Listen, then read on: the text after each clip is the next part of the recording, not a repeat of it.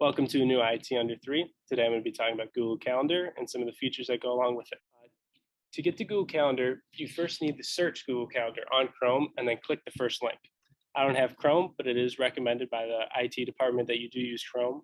Once on Google Calendar, the first thing you could do is add an event. There are three kinds of events. The first kind is the regular event. This is the primary way of adding anything that needs to be on your calendar. One of the biggest features of the regular event is being able to specifically say when you want this event to occur. For example, if you have weekly meetings, by clicking on the date, you could specifically say when you want this to happen. So if I want to make an event here, and I had a meeting, and I wanted it every Thursday, I click on right here on this date, and it should display this drop-down menu. I click do not repeat, and I can make it weekly on every Thursday and save, and it will make it every Thursday of every week. Also, by using the custom setting, you could add an end date to the event that you want.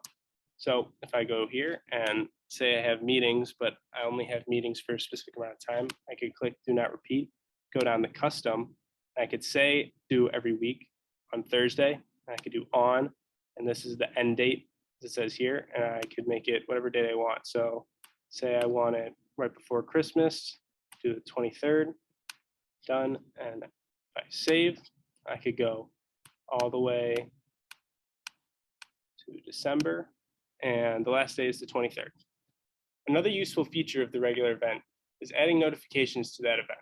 By clicking your name, it'll display a few more options for that event. So if you click down here, you see this drop-down menu and the add notification. You could do one of these pre-made ones, or you can make it a custom one. So you could either have it to where it displays a notification in the bottom right of your computer when it says, so it would be a day before at 9 o'clock, or you could change it to be an email. One of the next events we'll look at is the task. Tasks are used as an alternative to the regular event, but can't be edited the same way the regular events can. Tasks are very useful whenever you need to add something quick, but don't want to get it mixed up with your regular events. So tasks are just like the events, but instead of just leaving it on event, you select task. And as you can see, it has a little check mark and shows up as a task. The last feature of Google Calendar are the reminders. Reminders are useful because they will automatically send you an email on the day before and display a notification to you on your computer 10 minutes before this event happens. So it's the same thing with the tasks. You click here, instead of leaving on event or clicking task, you just hit reminder. This has been IT Under 3. Thank you for watching. If you have any questions, contact the Mentor IT department or go to the webpage on mentorschools.org.